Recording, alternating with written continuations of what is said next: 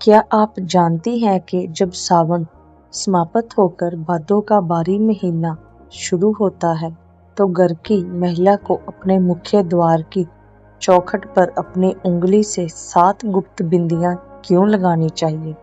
ऐसी धार्मिक मान्यता है कि मौसम और ग्रहों के बदलते ही घर के भीतर आने वाले दोषों को शांत करने के लिए यह नियम शुभ माना गया है।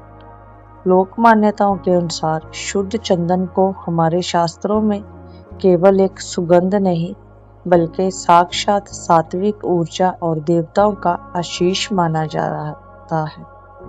ऐसी मान्यता है कि नए महीने की शुरुआत में जब हम अपनी चौखट को साफ कर कर उस पर चंदन लगाते हैं तो घर की दहलीज पूरी तरह से पवित्र हो जाती। अब ध्यान से समझिए इस 7 की संख्या के पीछे छिपे असली महत्व को।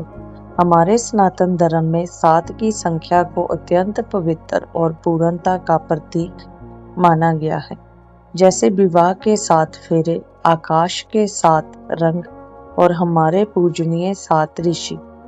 ऐसी धार्मिक मान्यता है कि मुख्य द्वार के ठीक ऊपर अपने दाहिने हाथ की अनामिका उंगली यानी रिंग फिंगर से एक सीधी लाइन में लगाई गई ये 7 बिंदियां हमारे पूरे घर के वातावरण को शुद्ध करती है। लोक मान्यता है कि इस सात्विक कार्य को करने से घर में अकारण होने वाला कलह क्लेश और मानसिक अशांति दूर होती है। इसके साथ ही इसका एक बहुत बड़ा व्यवहारिक कारण भी है। ऐसी मान्यता है कि जिस घर की मुख्य चौखट हमेशा साफ, पवित्र और चंदन के तिलक से सुशोभित रहती है, वहां से मानसिक अशांति और सदस्यों के भीतर का चिड़चिड़ापन हमेशा के लिए दूर होने लगता है। यह पवित्र नियम हमें याद दिलाता है कि हमारा मुख्य द्वार ही घर की लक्ष्मी का प्रवेश द्वार है, इसलिए इसे हमेशा आदरणीय रखना चाहिए।